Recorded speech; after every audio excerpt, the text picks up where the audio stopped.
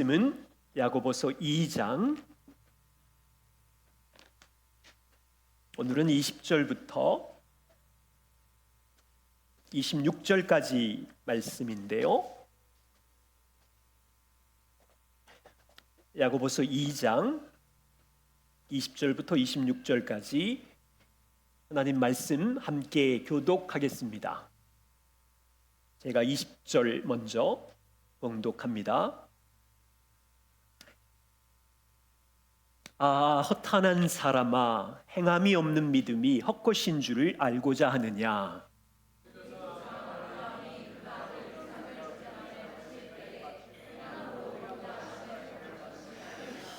내가 보거니와 믿음이 그의 행함과 함께 일하고 행함으로 믿음이 온전하게 되었느니라.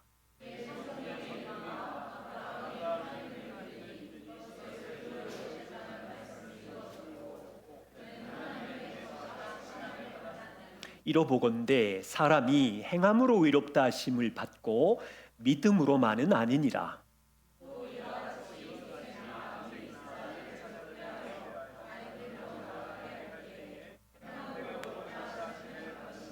함께 봅니다.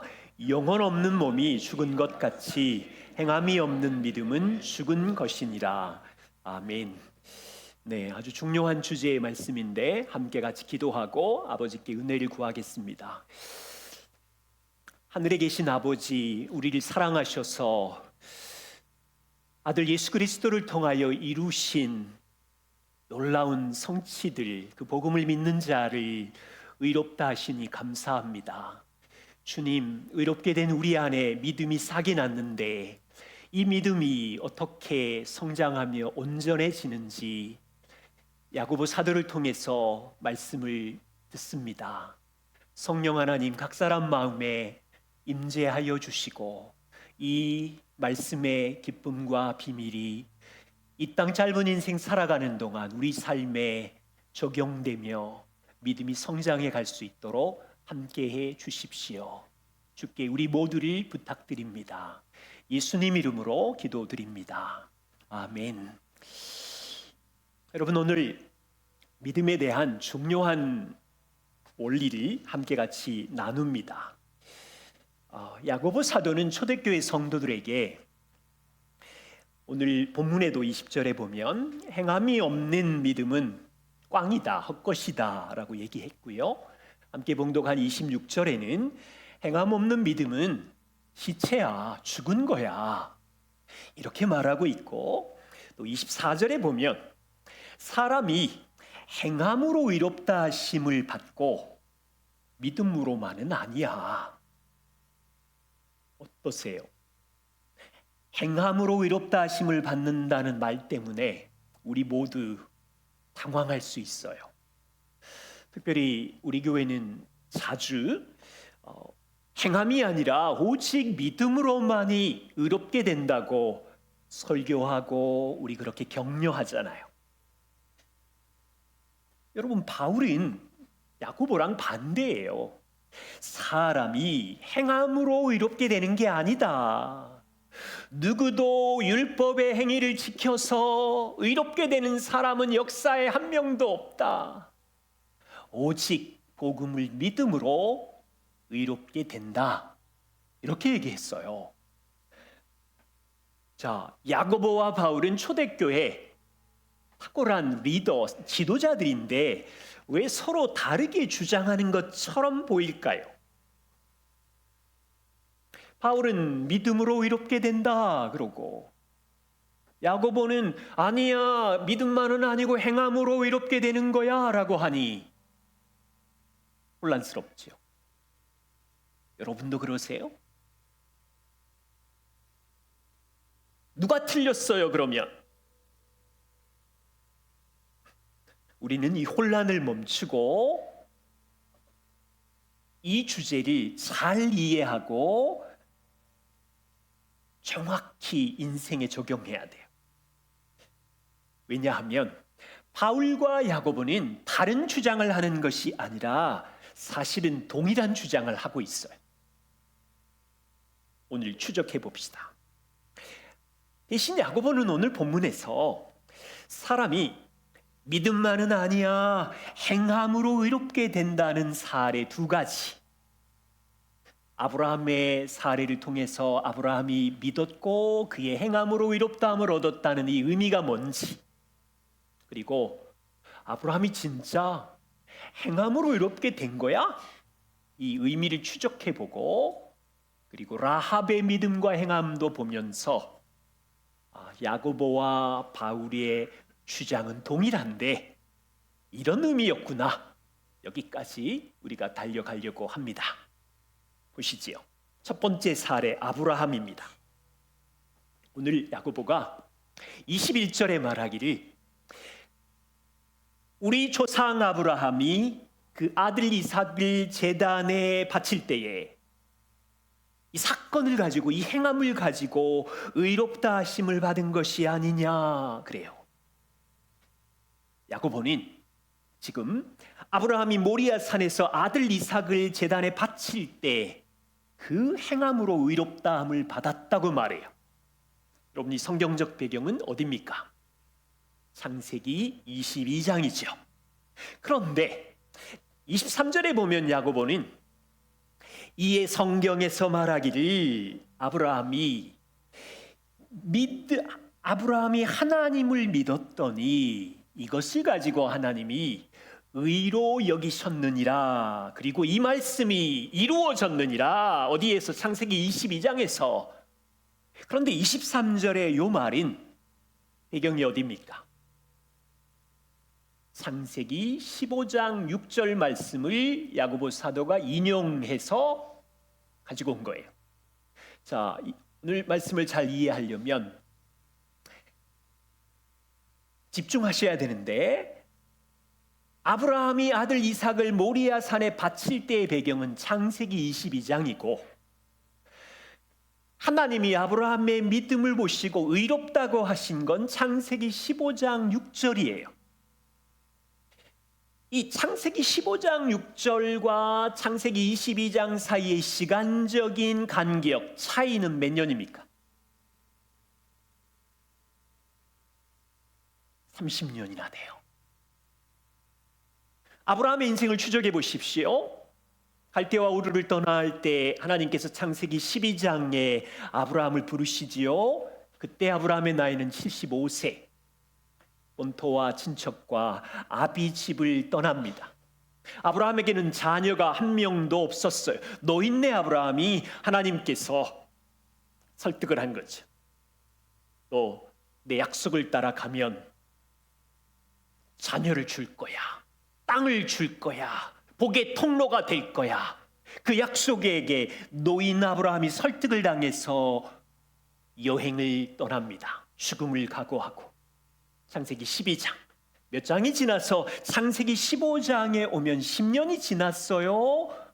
아브라함에게 자녀가 없어요. 10년 동안 85세 된 이 할아버지는 여전히 자녀를 기다리고 있는데 얼마나 답답하겠어요. 창세기 15장 5절에 하나님이 아브라함을 데리고 바깥으로 갑니다. 그리고 저 하늘을 보면서 다시 약속합니다. 아브라함아, 하늘의 무별들, 무수한 별들을 봐라. 너의 후손이 별들처럼 저렇게 많을 거다. 그러자 아브라함이 오 하나님 아멘, 이것을 믿습니다. 하나님이 그렇게 하실 줄.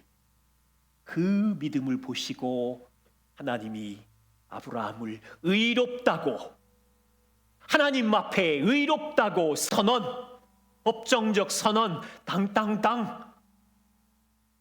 그게 창세기 15장 6절입니다. 하나님의 의를, 완벽한 의를 아브라함에게 선물로 주십니다. 그런데 하나님 참 재밌으세요. 85세 이후에 15년 동안이나 자식을 주지 않으세요. 아브라함과 사라는 99세가 되어가면서 이제 스스로 알아요. 나도 그렇고 99세 할아버지고 내 아내 사라 89세, 우리 둘 다 생물학적 능력이 자녀를 낳기는 불가능. 아브라함은 포기했어요. 그런데 하나님께서 또 찾아오셔서 99세에 내년 이맘때 아들을 줄 거다 약속하세요. 그래서 100세에 이삭을 낳습니다. 잘 따라오고 계시죠? 그리고 나서 껑충 뛰어서 한 5년이 지났을까? 창세기 22장에 하나님이 아브라함에게 나타나서 아마 이삭이 한 15세 정도 됐을 거예요. 아브라함아, 너의 독자 이삭을 저기 며칠 걸어가는 저 모리아 산에 가가지고 너희 둘만 올라가서 제단을 쌓고 번제로 네 아들 독자를 내게 바쳐라.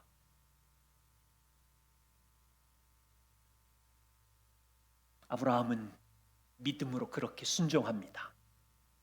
이삭을 묶고 칼로 내리치려고 할 때 하나님이 급하게 창세기 22장 12절 아브라함 멈춰. 아니야 멈춰. 알았어. 네가 이제 나를 경외하는 줄 알겠노라. 지금 야고보 2장 21절 요 대목이에요. 아브라함이 아들 이삭을 번제로 드린 창세기 22장 사건, 그 행위를 보고 야고보는 아브라함이 이 행함으로 순종으로 의롭다함을 얻었느니라 라고 말하는 거예요. 자 보세요. 창세기 15장 6절과 창세기 22장 사이의 시간적인 간격은 85세고 이삭이 15살이면 아브라함이 한 115세, 30년의 세월이 흐른 시점인 거죠. 질문은 이거예요. 아브라함이 언제 의롭다함을 받았습니까? 창세기 15장 6절입니까? 야고보 사도의 주장처럼 창세기 22장입니까? 아니면 두 번 다 의롭다함을 받았습니까? 그렇게 되면 이단으로 빠지는데 성경에는 이중 칭의가 없어요. 22장 사건은 아브라함이 하나님의 명령을 따라 모리아 산에 제물을 바쳐 아들을 순종하는 이것을 보시고 하나님께서 아브라함의 믿음의 진정성을 인정하셨다, 확증하신 순간입니다. 아브라함의 의로움은 창세기 15장 6절 값없이 은혜로 아브라함의 믿음을 의롭다고 하신 법적인 선언은 85세 때 일어났습니다. 그리고 30년 후 이증칭의 그 행함으로 의롭다함을 받은 것이 아니라 아브라함의 믿음이 하나님 앞에서, 아브라함의 행동으로 하나님 앞에서 증명되었다, 인정받았다. 물론 그 인정 또한 영광의 나라에 들어갈 만큼 완전하지는 않았겠지요. 또 죄를 지었을 거니까. 누가 이 땅에 영광의 나라에 들어갈 만큼 의롭겠어요? 그런데 하나님의 마음에 기쁨이 된 거예요. 이제야 야고보의 마음이, 아브라함의 마음이 순전하구나. 증명.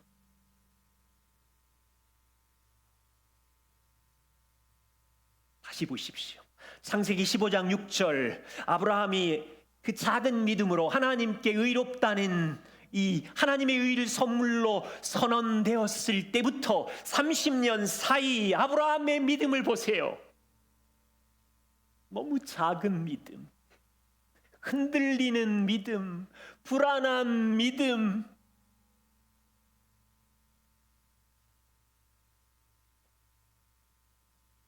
창세기를 꼼꼼히 보십시오. 아브라함의 믿음 제 눈에는 50점, 60점밖에 안 돼요. 창세기 22장의 그 믿음은 한 85점이나 될까? 90점 된다고 합시다. 하나님이 마음이 기쁘셨으니까. 창세기 15장 무뼈를 보고 그 믿음으로 의롭다함을 받았지만 그 다음 장 16장에 가면 아브라함과 사라의 믿음은 흔들거려요. 벌써 마음에 조바심이 생겨서 인간적 방법을 동원해 가지고 무슨 짓을 합니까? 집안에 있는 애굽의 종 하갈을 불러다가 사라가 여보 하갈 여정을 통해서 나는 이제 글렀고 그래서 이스마엘을 낳아요. 얼마나 불안한 믿음이에요. 그리고 한 14년이 지나 창세기 17장 아브라함이 99세가 되고 사라가 89세가 되었을 때 잘 보세요. 두 사람 다 자녀를 낳을 걸 다 포기해버렸어. 여보 당신이랑 나랑 글렀어. 생물학적으로 불가능해. 하나님의 천사가 와서 내년 이맘때에 자녀를 줄 거야 그랬는데 아브라함은 웃어요. 아이고 이상한 소리 하고 앉았네. 사라도 비웃어요. 아브라함은 거의 100세가 된 내가 무슨 자녀를 낳아요. 우리 안에 몸을 봐요. 무슨 자녀를 낳아요. 웃는다고요. 그 언약을 비웃는다고요.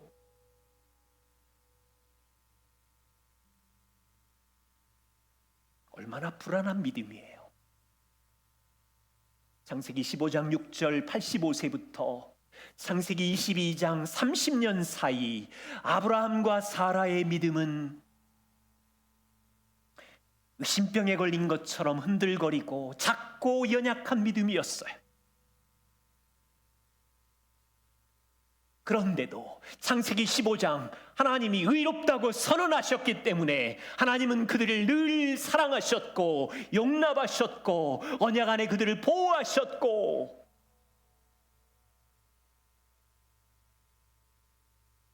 다시요. 야고보는 아브라함이 이삭을 바치는 행위로 의롭다함을 받았다는 이 말인 아브라함이 자기 행함으로 자기의 힘과 노력과 선행과 순종으로 구원을 획득했다는 말이 아니에요. 그럴 수 없어. 인간의 어떤 노력과 힘과 사선과 선행으로는 누구도 구원을 얻을 수가 없어.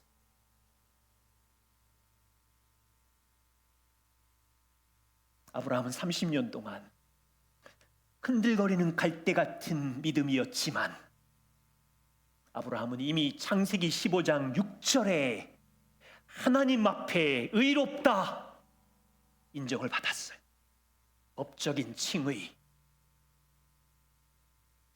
그리고 30여 년 불안했지만 하나님은 아브라함 인생의 언약을 지키셨고 보호하셨고 돌보셨고 그 믿음이 아브라함의 마음 안에 삶 안에 적용되어서 이제 나타난 행함으로 아들 이삭까지 드릴 수 있는 순종까지 간 거라고요. 창세기 22장 아브라함의 이 행위는 하나님이 기뻐하시는 아브라함의 믿음을 인정하고 증명해 주시는 내가 이제야 나를 경외하는 줄 안다.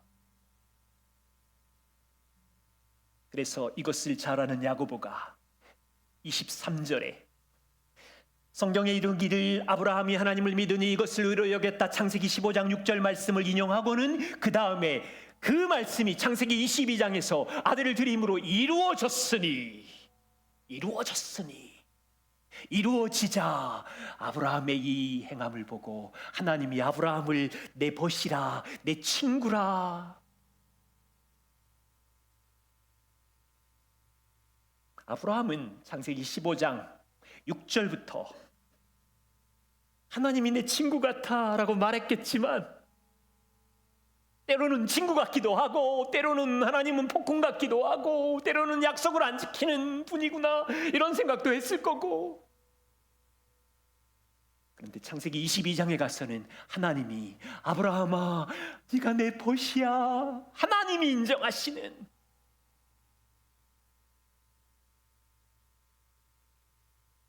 야고보는 지금 성도들에게 말합니다.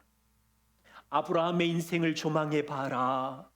창세기 15장 믿음으로 의롭게 된 아브라함이 창세기 22장 이삭을 드린 30년의 과정을 보면서 성도들에게 말합니다. 22절 너희가 보느냐?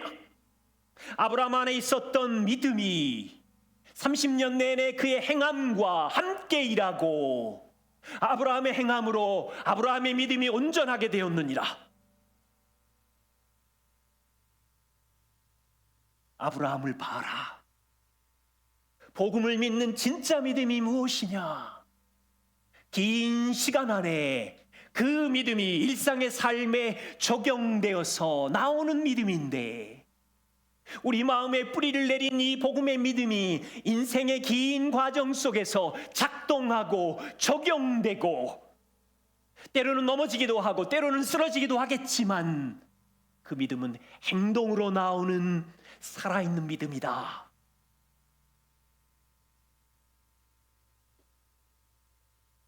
최영삼 교수가 이것을 이렇게 말했어요. 믿음으로 의롭다 하심을 얻었습니까? 복음을 믿음으로? 예스. 그렇다면 그 후에 그 믿음에 합당한 행위들이 따를 것인데, 그 행위들이 당신이 의롭다 하심을 받은 것을 확증해 주는 것이 됩니다. 믿음이 온전하게 된다는 이 표현은, 믿음이라는 것이 단지 단번에 일어나는 한두 번의 사건이 아니라, 믿음이란 어느 지점까지 도달해야 하는 목적이 있는데, 하나님의 온전하심, 그 목적에 도달하기까지 기나긴 과정 안에서 일어날 때 그 믿음이 각 사람 마음에 살아 있어서 작용되고 적용된 결과 일상의 가정과 직장과 삶의 열매로 나타나는 것, 풍족하게 채워지면 온전한 믿음이 되는 것. 아브라함의 인생을 다시 보세요. 창세기 15장, 자식 없는 이 노인네가 하늘의 별을 보고 하나님이 그렇게 하실 줄 믿었더니 이 믿음을 보시고 너 이제 내가 의로운 존재야, 하나님의 의를 선물로 주셨어. 이거는 출발이에요. 시작이에요. 복음을 믿어 이 의롭다함의 시작이 우리 다 됐죠. 복음을 믿으셨다면. 그렇다면 이 믿음은 어디 가나요? 우리 마음 안에 있겠죠. 아브라함의 인생 안에 이 믿음이 시작되었죠. 계속 살아서 이 믿음이 작동하고 이 믿음이 일하겠죠. 그래도 어때요? 어떤 경우 아브라함의 믿음은 의심이 생기지요. 넘어지지요. 작은 믿음으로 흔들거리지요. 어떤 경우는 에휴, 하나님 말씀 됐고 내 인생의 방법을 동원해서 내가 하고 싶은 대로 해보지요. 그런데 우리 안에 여전히 그 믿음은 작동하고 있고, 살려달라 그러다가 다시 믿음으로 행동해 보기도 하고, 그 행동이 한 번이 아니라 긴 과정 중에 살아서 목적을 향하여, 하나님 아버지를 닮는 온전해지는 목적을 향하여 살다 보면 열매가 여기저기 나오겠죠. 그리고 그 행함의 열매가 가득히 채워졌을 때 배우자도 인정하고 자녀도 인정하고 교회 공동체 지체들도 인정하고 하나님도 인정하는, 이제야 내가 나를 경외하는 줄 아노라. 창세기 22장, 아들 이삭을 바치는 행위까지 갔더니 살아있는 믿음이 되어서 하나님이 아브라함 내 친구,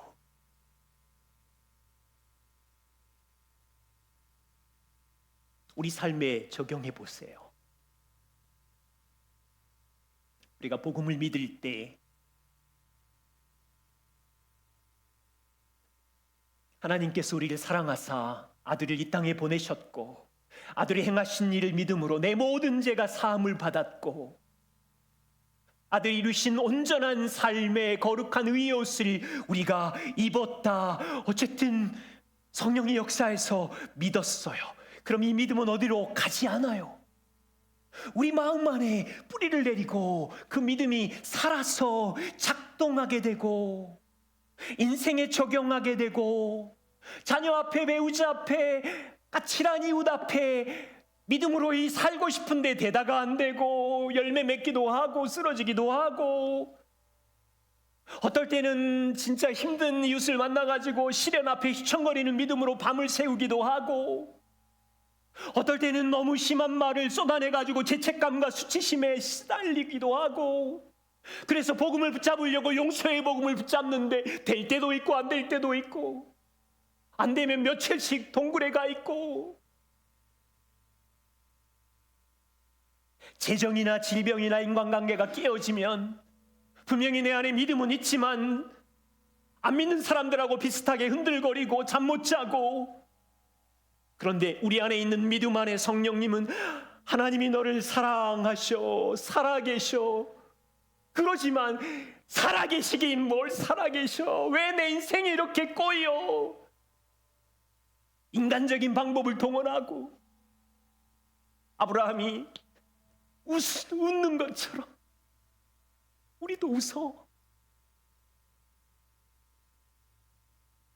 하나님이 약속을 안 지키는 것 같으니까, 하나님이 나한테 무자비한 것 같으니까.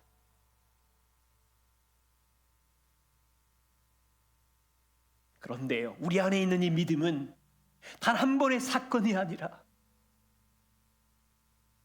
우리 인생 안에서 작동하고 적용되고 열매를 맺게 하고, 그래서 제3의 영광이 얼마나 찬란한지, 머리부터 발끝까지 다 털려도 그리스도의 영광의 위에 옷을 입다는 것이 얼마나 아름다운지, 다 망가지고 다 잃어버렸는데도 하나님이 나를 사랑한다는 것 때문에 혼자 웃을 수 있고,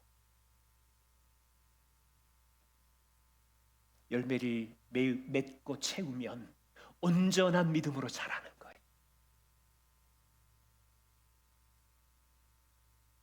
두 번째 사례를 보십시오. 라합입니다. 2장 25절에 야고보는 말합니다. 이와 같이 기생 라합이 정탐꾼 사자를 접대하여 그들을 다른 길로 나가게 할 때에 라합은 행함으로 의롭다 하심을 받은 것이 아니냐. 아마 초대교회 회중들은 이 야고보의 라합의 사례를 보고 충격을 받았을 거예요. 아브라함은 이스라엘의 아버지고 유대인의 민족 영웅이고, 이스라엘 백성들이 아브라함을 존중하고 그의 믿음과 의로움을 인정하는 분이니까 고개를 끄덕였겠지만, 라합은 누구예요?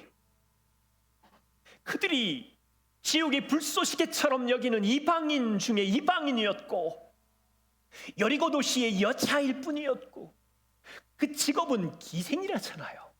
몸을 파는 여자. 그런데 야고보가 라합을 진정한 믿음의 사례로 소개하고 있으니 얼마나 충격이에요. 여러분, 이 배경은 여호수아 2장이에요. 광야 40년이 지나서 가나안 땅을 정복하러 들어갈 때 여리고 성을 만났어요. 여호수아가 정탐꾼 2명을 여리고 성 안으로 보냅니다. 그러자 이 2명의 정탐꾼이 위험을 피하려고 했던지 라합의 집으로 들어갑니다. 근데 들어가는 게 가능한 이유는 이 기생이니까 손님을 받아들이는 건 이상하지 않겠지요. 쉬웠을 거예요. 그런데요, 재미있는 건 여리고 왕이 정탐꾼의 정보를 듣고는 라합에게 거기 이상한 친구들 들어갔지, 적들이잖아, 넘겨라, 명령을 했어요. 라합이 어떻게 합니까? 그 정탐꾼을 급하게 지붕 위로 올려서 숨기고는 왕이 보낸 사람들에게 말합니다. 그들이 우리 집에 왔었다. 그런데 조금 전에 갔다. 어디로 갔는지 나는 모르겠다. 너희가 쫓아가면 잡을 수 있다. 그리고는 왕이 보낸 사람을 보내고 지붕에 있는 정탐꾼을 줄로 안전하게 내리고 이스라엘로 돌아가도록 도와줍니다. 라합이 이렇게 행동한 동기가 어디 있을까요? 라합의 믿음을 보십시오. 여호수아 2장 9절 10절. 나는 여호와라는 소문을 들었다. 그분은 이 여리고 땅을 너희들에게 주실 줄 내가 안다. 우리가 이스라엘 너희를 심히 두려워하고 있다. 이 땅 주민들이 다 너희 앞에 간담이 녹아내릴 정도로 힘들다.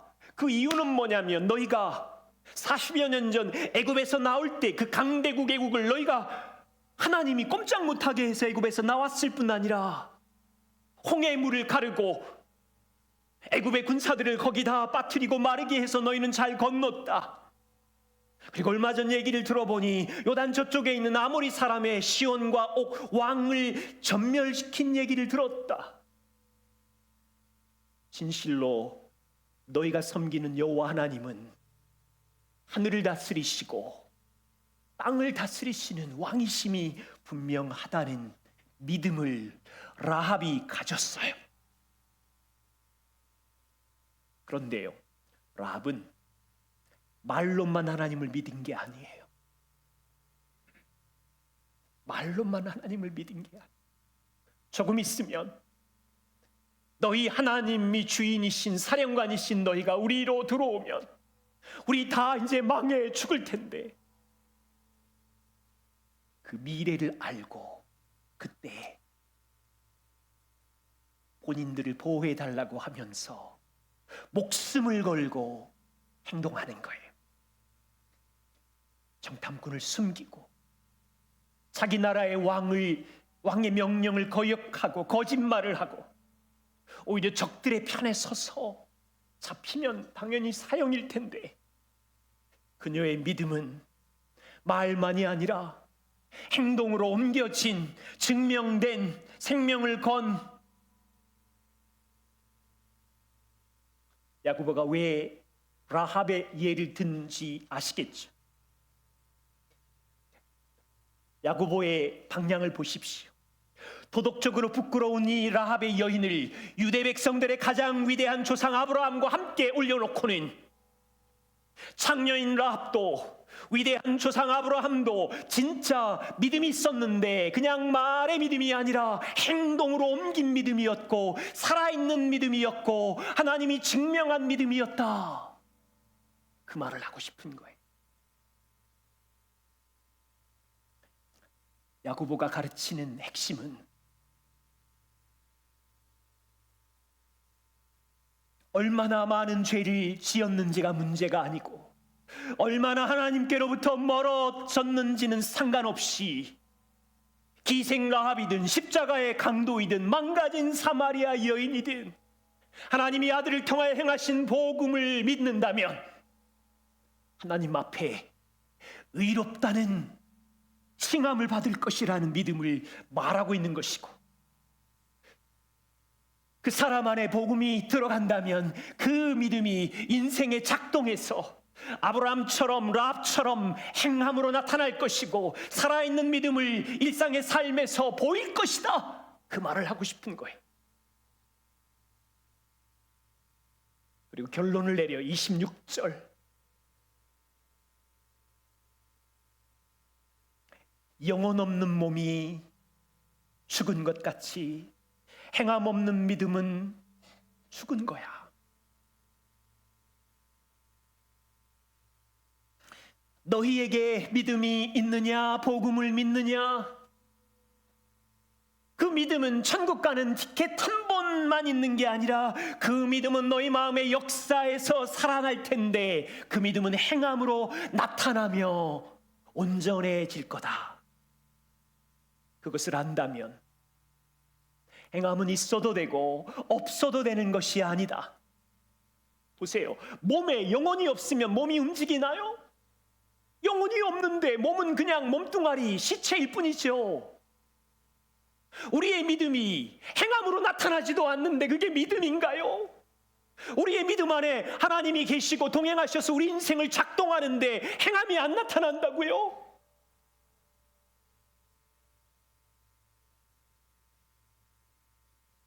오늘 말씀을 어떻게 적용할 수 있을까요?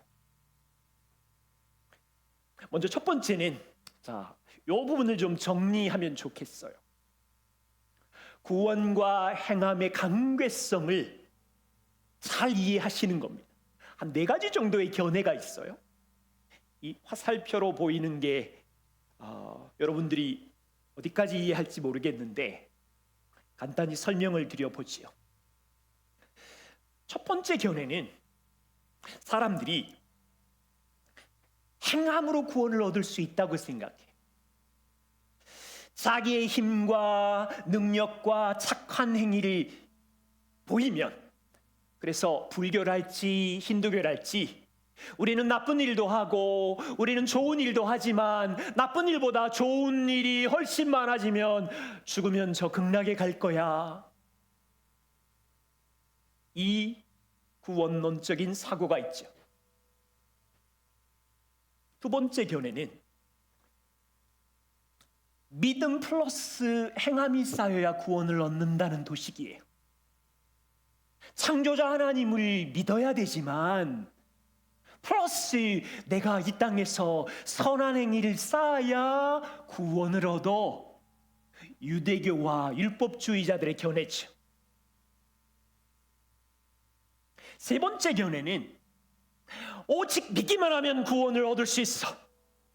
일부 성도들이 이것을 동의하죠. 십자가와 부활을 믿으면 아무렇게나 살아도 구원을 얻을 수 있어. 그냥 이대로 가면 방탕주의가 되는 거 아시죠? 지금 이 사람은 오직 복음을 믿는다고 해놓고는 인생에 살아가는 동안 하나님과 인격적인 관계는 전혀 안 하고 내가 하고 싶은 대로 다 해도 괜찮아. 아주 무서운 자유주의자 같이 사는. 네 번째 견해는 성경의 고백입니다. 야고보와 바울의 고백이고 우리의 고백입니다. 오직 믿음으로 의롭다함을 받고 구원을 얻습니다. 구원을 얻을 때 복음을 믿는 믿음이 우리 마음에 씨를 심고 작동해 갑니다. 그리고 이 믿음이 일상의 삶에 적용되어 가면서 자녀를 닮아가는 행위, 행함, 열매를 맺어갑니다. 야고보와 바울이 성경이 말하는 구원의 과정입니다. 성도들은 오직 예수 그리스도께서 행하신 복음을 믿음으로 의롭게 되는 구원을 얻습니다. 그런데 그 믿음은 인생을 살아가는 우리 안에 하나님과 인격적인 바른 관계 안에서 교제가 일어나고 우리 안에 심겨진 말씀과 우리와의 인격적인 바른 관계에서 그 말씀의 씨가 열매를 맺어가고 우리 안을 통치하시는 성령님과 바른 인격적인 관계를 가지면서 우리가 성장해 갑니다. 조엘 비키는 이 부분을 정확히 짚었어요.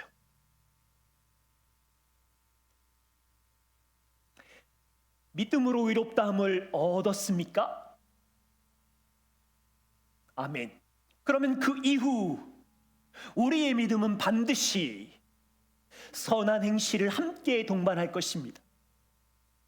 만일 이런 모습을 도저히 찾아볼 수 없다면, 선한 행실을 도저히 찾아볼 수 없다면 그 사람은 스스로 하나님 나라에 들어갔다고 주장할지 모르지만 말로는 구원받았다고 해요. 사실은 그렇지 않을 수 있습니다. 단기간에 볼 수는 없어요. 5년, 10년은 지켜봐야 돼요. 의롭게 되었다는 칭의, 믿음의 뿌리가 있다고 하면서도 인생에서 열매를 맺지 못한다면 사실은 죽은 뿌리, 죽은 믿음. 아마 세 번째, 아까 같이 나는 믿었어요. 그런데 마음대로 사는, 자기 욕망대로 사는, 하나님과의 인격적인 교제는 전혀 없는. 그러므로 믿음으로 의롭다함을 얻었습니까? 뿌리가 믿음입니까? 그렇다면 그것은 결국 밖으로 보이는 행함의 열매로 그 믿음이 의로운 믿음이 진짜인지 열매로 확인할 수 있습니다.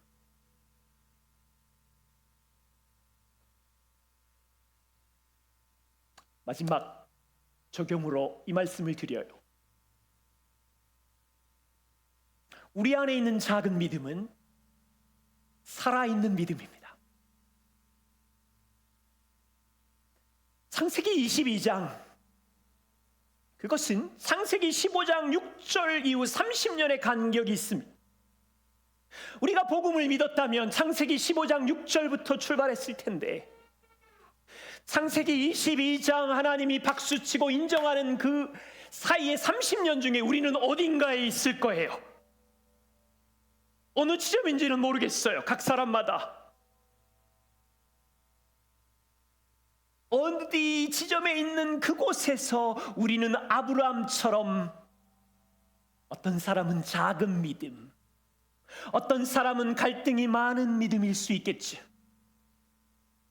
어떤 시기에서는 10년, 20년 기도해도 아브라함처럼 자녀를 다 주신다고 했는데 막 20년, 30년 기도해도, 그러면 의심병이 들고 인간적인 방법을 동원해서 별짓을 다 해보고, 그러다가 하가를 통해서 이스마엘을 낳기도 하고, 그러다가 내 종 중에 엘리사벳인가요? 걔가 상속자인가 보다 그러기도 하고,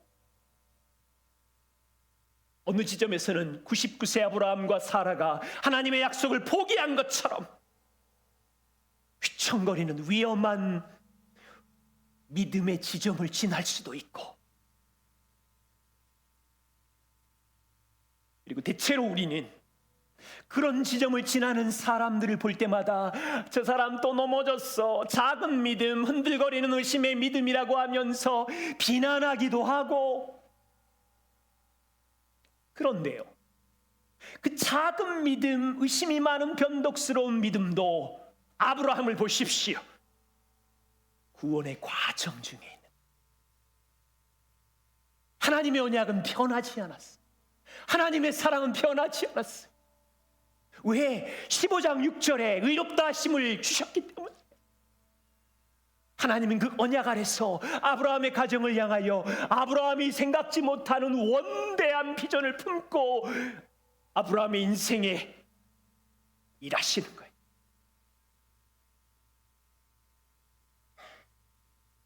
믿음의 사람 청교도가 우리 애를 위로합니다.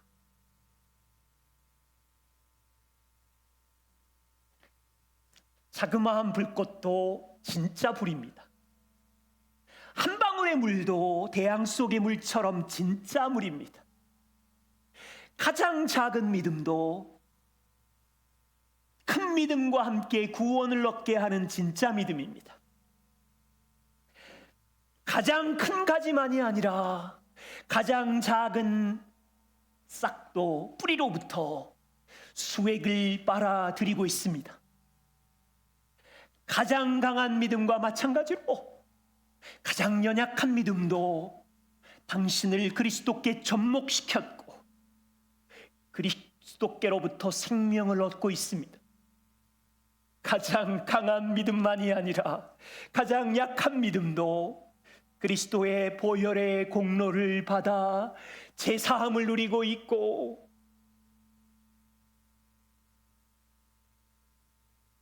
혹시 우리 중에 나는 진짜 흔들거리는 갈대 같은 믿음인데, 나는 정말 의심도 많고 내가 나를 봐도 실망스러운 우왕좌왕하는 믿음인데 낙심한 분이 있어요. 구원의 과정 중에.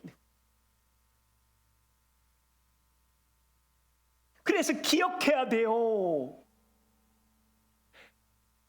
가장 작은 믿음, 그 믿음의 씨, 생명의 씨가 바른지, 그 작은 믿음, 뭔 믿음이에요? 그리스도가 나를 위해 죽으셨다는 믿음. 이거 없으면 죽은 믿음이죠. 그리스도가 나 대신 의로운 옷을 입혀주셨다는 이 작은 믿음, 이건 있어야지요. 이건 생명의 믿음인데, 아무리 의심스럽고 위험한 줄타기를 해도 하나님은 나를 변함없이 사랑한다는 작은 믿음, 그 믿음 때문에 마지막 날 주님은 나를 상속자로 여기실 것이고 의롭다고 선언할 거라는 이 작은 믿음을 붙들고 인생의 골짜기를 걸어가는 거예요. 제가 이 설교를 준비하다가 제 인생을 추적해 봤어요. 한 시간도 얘기할 수 있는데 20대 제 믿음이 어땠지? 진짜 무식한 믿음이었어요. 아무것도 모르는, 복음이 이렇게 찬란하고 영광스러운지 전혀 몰랐던, 근데 첫사랑에 하나님 살아계시네, 나는 완전히 망가진 죄인이었네. 두 가지가 기억이 나요. 30대를 생각해 보니까 질문만 대빵 많은 믿음, 살아계신 것 같은데 왜 인생이 이렇고 세상이 이렇고 교회가 이렇고, 연약한 믿음, 초라한 믿음, 답을 모르겠는 믿음. 30대 그랬어요.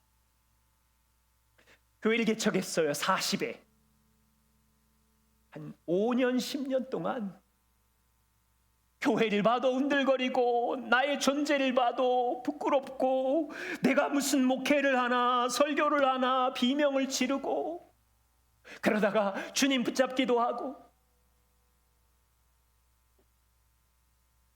그런데 20대도 하나님이 돌봐주셨고 30대도 말씀으로 인도하셨고 40대도 내 안에 계신 성령님이 도닥거려서 위로하시고 그 길을 가게 하셨고,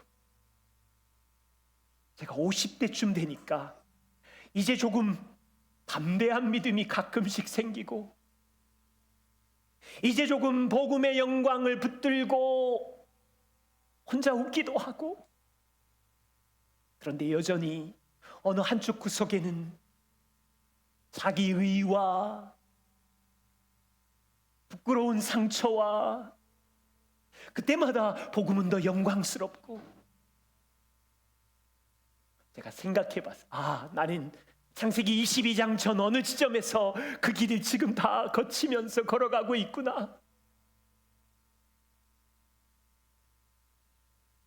저와 우리 모두 다 주님께서 복음의 생명의 씨를 심으셨고, 창세기 22장 그 어느 사이에서 작은 믿음을 가지고 흔들거리고 있지만, 연약한 믿음 때문에 우리 스스로도 고통스러워할 때가 있지만 웃을 수 있어요. 우리를 보십시오. 우리 안에 주님이 심으신 말씀이 있고, 우리 안에 성령이 임재하시고 동행하시면서 우리를 다스리시고 이끄시는 양육이 있고, 우리 안에 교회 공동체가 있고, 우리 안에 복음을 믿어가는 믿음이 조금씩 자라가는 게 있고,